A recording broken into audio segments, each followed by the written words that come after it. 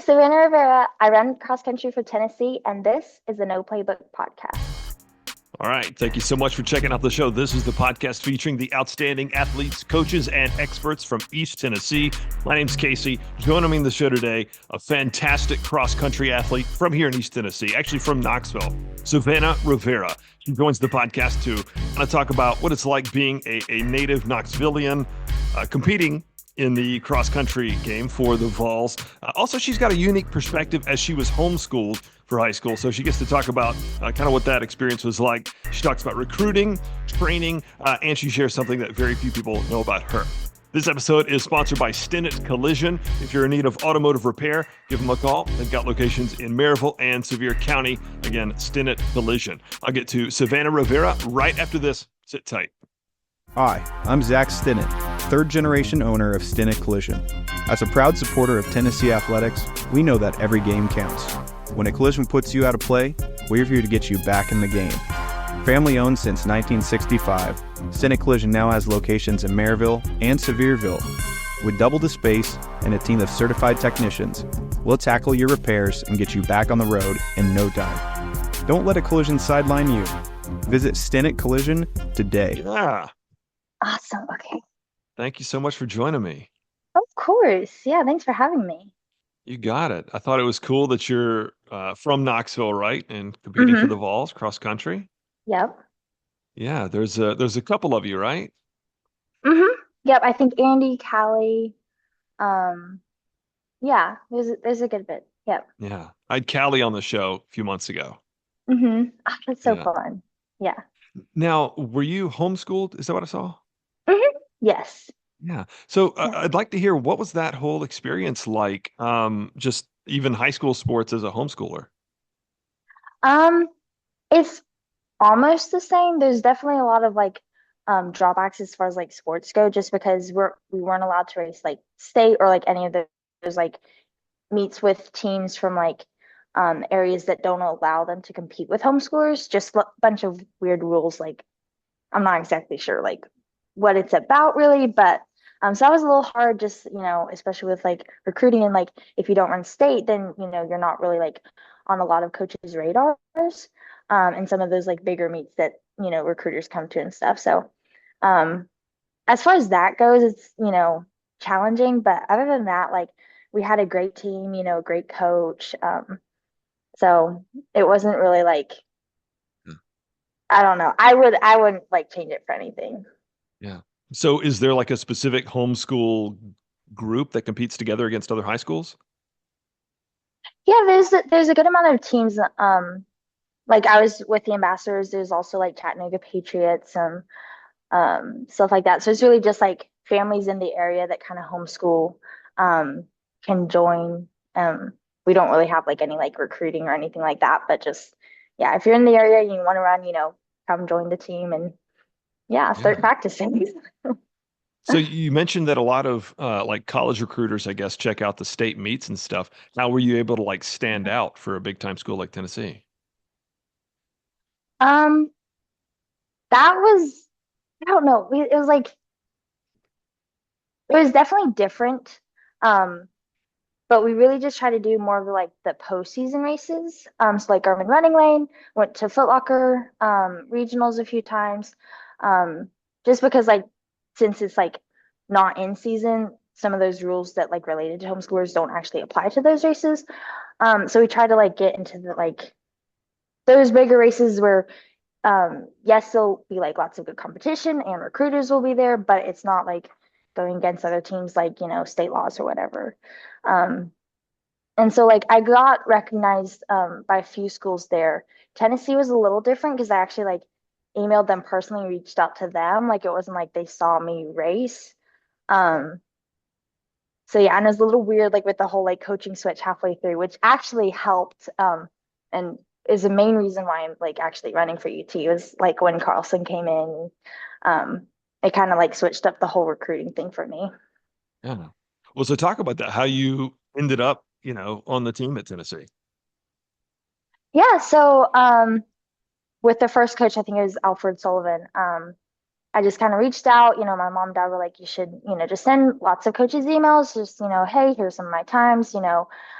Yes, I live in Knoxville. I'd love to run for the Vols. Like, dream come true, definitely. Um, and so, yeah, reached out to them. We set up several phone calls and stuff. And it just like nothing really seemed to work out. It was just like, this was not working. Didn't seem like it'd be a good fit. So kind of like I was like, okay, God's closing the door on that. Like, let's move forward with the other schools. Like, let's look and see what other options there are, because I was also just talking to other schools, while sending out all these emails. And then when Carlson was hired, my parents were like, you should reach out again, just, get another feel for like what the program's going to look like after, this whole process is through and stuff. So I was kind of like, I don't really want to, because it was like just kind of like a rough start to like my UT, like, okay, let's, pursue this. So I was like, but sent out another email. He set up, a meeting with my mom and I, and um, literally we came home from that meeting and I looked up and I was like, I'm gonna run for UT. Like, I'm ready to commit. Like, let's do this. And she's like, yeah, I feel the same way. So we kind of like, slept on it, just like wait a little bit. And then I called the next day. I was like, hey, I'd like to commit, And then after that, like it was like, okay, let's work out all the details. Let's see, see how it's gonna work and stuff. And yeah, I was so thrilled. I was like, yeah, it was crazy. Yeah, that's great. I love hearing those stories. So I've got a seventh grade son that runs cross country in Maryville, Mhm. and he's uh he gives it a go. He wants to be good, but like, do you have any kind of, I don't know, advice that you might give? So I'm sure you've run some of the same races that he has, but Mhm. a lot of those are, a little challenging. What's the one that he hates? It's really long. They've always got like regional meets there in Victor Knoxville. Ash? Yes, Victor Ash. Yes. Yes. Did you hate that race as well? I did. I used to love it. Like elementary and middle school, like I liked the course. It wasn't like my favorite, but it was like they were all the big races. So I was like, yeah, this is awesome. And then I got to high school and just I could never race it well. Like it was so hard. And so after that, I was like, yeah, I just don't like Victor Ash that much. Yeah. Brings back too many of those like pre-race nerves and stuff when I go there still. So I'm like, Yeah. Well, I think it's that it freaked him out that his first couple races there, somebody always got like passed out or got hurt or something. yeah. And like Ugh. that will kind of stick with you. Hmm. And every time he's like, oh my gosh, is that going to be me this time? So, That's like really scary. um, yeah. So, what about training? Like, it's not just you just go for a run, I'd imagine. I imagine Mhm. there's some stuff in the weight room, a little speed training. What do you go through? Yeah, so we have like some pre run stuff that kind of like activates like our legs. We stretch out. We're like especially working on like hip activation and stuff, just like prevent injuries and make sure that when we go out and run, we're warmed up and actually ready, like our muscles are ready to move and stuff. And then we go and we run our mileage, whatever that is. Like I think I'm still in the like 8 to 9 range a day, sometimes 10. And then come back and we'll do like some foam rolling and some more stretching just to make sure like our, muscles are recovering well. And then workout days, after our workout, we'll have lift. Um, and I've never lifted before, so that was definitely something like that was new and like kind of exciting. I was like, okay, let's try this. And I actually really like it. Like it's kind of the same as running, like you can see like improvement and progress like pretty soon. Um, and I definitely feel like it helps, like, just, yeah, building those muscles that you're using while you're running, but not necessarily like strengthening. Like, it's just like I feel like stronger when I run. And I know that's like weird, but like, I don't know. It's just like definitely helps like build the muscles that you're going to be using. And yeah, I really like it. So, I'd imagine it prevents like, injuries too. yes, yes, it's definitely very good for that. Like, especially like bone density. It's like for like me, I have really bad shin, so like it definitely helps with that a lot, which is fantastic. Now, how about any kind of like inspirational athlete? Have you ever had either a coach or another athlete that's really like kind of pushed you to push yourself farther? This has kind of been recently, but ever since I guess like the Tokyo Olympics, I've really been like kind of keeping up with like Sydney McLaughlin, Lavroni, and I just like she's amazing. I love her story, like her faith, and just like she's putting Christ first and like running for him. And so like I love that aspect. And then like she's an amazing athlete, like breaking all these records. And I'm just like, wow, that'd be so fun. I'm definitely not a hurdler, but if I was, I definitely would want to be like racing up there with her and stuff. So yeah. Yeah. Excellent. Now you mentioned you go on 9 or 10 mile runs a day. Do you like Mhm. have AirPods in when you go? Um, if I'm by myself, typically, like just listen to some music and stuff. But if I'm with the team, we're just typically like chatting and talking and catching up with everyone. So yeah, generally not if I'm like with a group of people, but I definitely like listening to music when I'm on my own. Yeah. What kind of music? Um, it honestly depends on the mood. Like sometimes I'm like, some upbeat music. I don't know really artists and stuff, but then sometimes like just some classical, some instrumental, no words. I also do like worship music sometimes, depending on like, okay, I just need to reset, and, like relax and de-stress a bit. So yeah, it kind of just depends. Yeah. It's funny the way like gospel music can even be something that high level athletes do. So I don't know if you remember the name Hendon Hooker, quarterback at Tennessee. Hmm. I spoke to Hmm. him and he talked about listening to gospel music like the whole time he's preparing for a game, even there on game day. I thought that was kind of neat. Hmm. Yeah, yeah, it definitely gets you in the right mindset because like it can be really stressful sometimes. It's just like, okay, reminding yourself why you're doing this, what your goal is. It's just like, yeah, I'm here to glorify God. Or, He's giving me this gift. It's amazing. Like, why wouldn't I use it to like, serve him and stuff? So it's definitely like a good, like, kind of reset, refocus, and, during like Hmm. any kind of run. Yeah. Now, what about like professional goals beyond college? Do you have any of those yet? I would love to go pro. That's been a goal of mine for, I don't know, a really long time. Just like, watching, the Olympics and like these, pro athletes go. I'm just like, that would be like amazing. So like I would love to go pro in like the mile or the 1500. Definitely got to get, a little faster. But yeah, so just like I'm kind of working towards that. Like that's my like overall goal. And it may not happen, but like if there's any chance that I can, go pro or, do something like after college with running, then I definitely want to keep those doors open. Yeah. What about coaching? Have you ever thought about that? I have. I just don't know if I'd be very good. Like, I don't know like how these like my coaches are like I love my coaches. They're amazing. I'm just like, how do y'all like tailor every person's like training plan to fit their need? And I'm just like, it's just like how it all works out and they're like, they know when to peak their athletes and I'm like, I don't know how to do this. Like this it's amazing. It's like, and they're really good at it. And I'm like, I don't know if I can like do it that well. So I think it'd be so fun, especially maybe like elementary where it's like a little more chill. Um, but yeah, I think it'd be fun, but I don't know how good I'd be at it.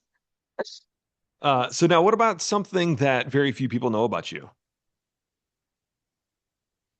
Um, I really like jokes, like one-liners, not necessarily dad jokes, because I just think they're a little like too corny. But whenever I'm like stressed out, like especially like during school, I'll like look up some like funny one-liners, and then if I find one that's funny, I'll like share it with people. And I'm just like I don't know, making people laugh and like having a good time. Like I don't know, just like I don't like when people are like kind of like gloomy and sad. So yeah, definitely a good joke will make my day. Nice. Excellent. Also, do you have like a favorite part of going for a run? Is there like a thing that you just really love about going for a run on a random Wednesday? Um, I think it's that feeling of like, yes, being outside, but then like you're being active and it's just like sometimes like you get this feeling while you're running and it's just like you could run forever and it's just you feel so light and just like it just makes you so happy and just like, oh my God, this is like the best thing ever. And like you don't want to stop. And I don't like it's not every day that that happens. It's kind of like few and far between, but just like that feeling. So like every time you go out for a run, you're like, okay, what is this gonna feel like? Am I gonna feel like, yes, this is it? And then also just like finishing it on being like, wow, I just ran like, 9 miles. And a lot of people can't actually do that. And so it's just like, don't take it for granted, but it's also like so cool, like just to Mhm. finish and be like, hey, I just did that. So that's also fun. Absolutely. I sure couldn't do it. I played soccer and we would like, I mean, you run a lot in a game, but like just going for a Hmm. run by itself, like, I mean, I would need like a good podcast to get me through that. Yeah, So yeah. one question everybody gets, share with me one unforgettable sports memory for you. One that like when you're 80 years old, you're going to look back and be able to remember it perfectly. Um, there was one race. It was, I'm pretty sure my last year of middle school. It was the AU National Championships, and it was actually at Victor Ashe.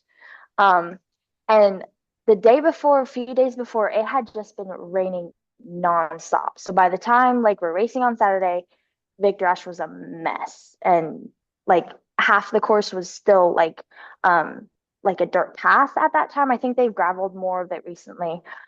So it was just sloppy mess. There's like we're standing on the start line like it's puddles. It was nasty. And it actually got so muddy that while we're finishing, the like finishing mats got covered in mud and they weren't actually registering like people's times and stuff.